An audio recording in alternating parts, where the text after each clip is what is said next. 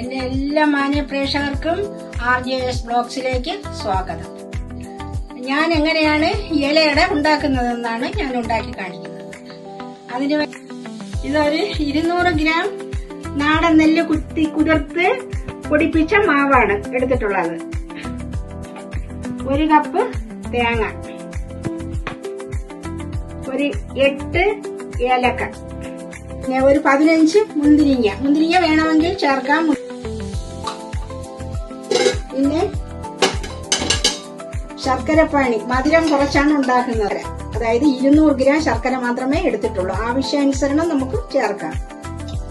അപ്പോൾ ഇത് നമുക്ക് എങ്ങനെയാണ് ഉണ്ടാക്കുന്നതെന്ന് കാണിക്കാം.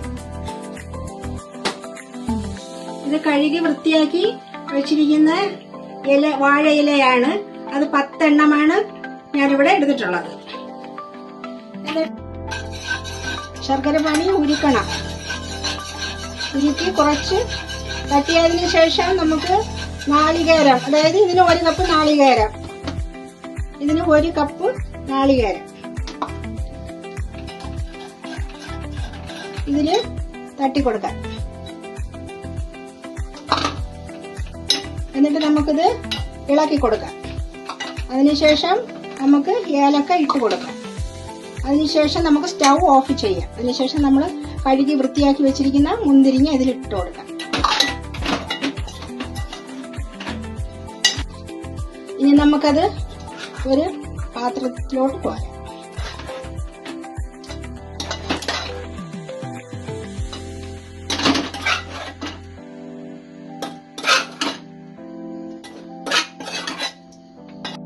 നമുക്കിത് കൈകൊണ്ട് നമുക്ക് പരത്തിയെടുക്കാം.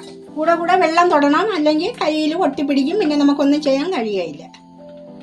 ഇതുപോലെ പരത്തിയെടുക്കണം. നേർമയ്ക്ക് പരത്തിയെടുക്കണം. കട്ടിയായി പോകരുത്, രുചി കുറയും.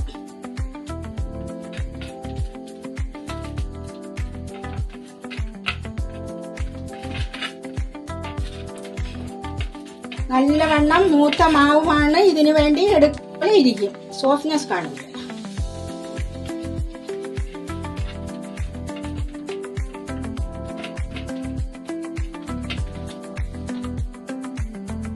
എന്നിട്ട് അതിന് നമുക്ക് ഇത് എടുത്ത് ഇങ്ങനെ വെക്കാം. കേവലം 200 ഗ്രാം ശർക്കര മാത്രമാണ് എടുത്തിട്ടുള്ളത്.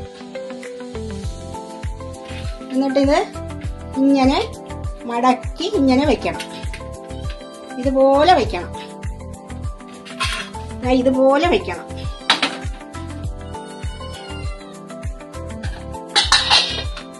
ഇതുപോലെ വെക്കണം. അപ്പോൾ നമുക്ക് ഈ ഇലയുടെ ഇഡ്ഡലി പാത്രത്തിൽ നിരത്തി വെച്ചു കൊടുക്കാം. ഇത് ഇങ്ങനെ ഉണ്ടാക്കുന്നത് എങ്ങനെയാണെന്ന് ഞാൻ പറയാൻ വിട്ടുപോയി. പ്രേക്ഷകരെ ഞാൻ പറഞ്ഞു തരാം. ഇത് 200 ഗ്രാം മാവില് തിളച്ച വെള്ളം ഒഴിച്ച് തവി കൊണ്ട് ഇളക്കി യോജിപ്പിച്ച് അതിൽ ഉപ്പ് ചേർത്ത് ഉണ്ടാക്കിയ ഒരു കൂട്ടാണ് ഈ മാവ്. പിന്നെ ശർക്കരപ്പാനിയിൽ തേങ്ങ ഇട്ട് ഇളക്കിയത് ഞാൻ നേരത്തെ കാണിച്ചിട്ടുണ്ടായിരുന്നു. അത് ഇതുപോലെ ഇറക്കി വെക്കണം. ഇതിൽ നെയ്യ്, ചുക്ക്, ജീരകം എന്നീ കൂട്ടുകളും കൂടി ചേർക്കാം. അത് നമ്മളിവിടെ കഴിക്കാത്തത് കൊണ്ട് ചേർത്തിട്ടില്ല. ആവശ്യാനുസരണം ഈ കൂട്ടുകളെല്ലാം ഇതിൽ ചേർക്കാം.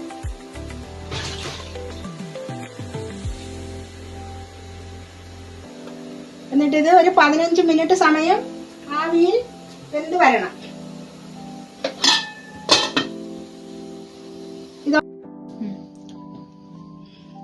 അപ്പോൾ നമ്മുടെ ഇലയട റെഡിയായി വന്നിട്ടുണ്ട്. നമുക്കത് ഒന്ന് തുറന്നു നോക്കാം.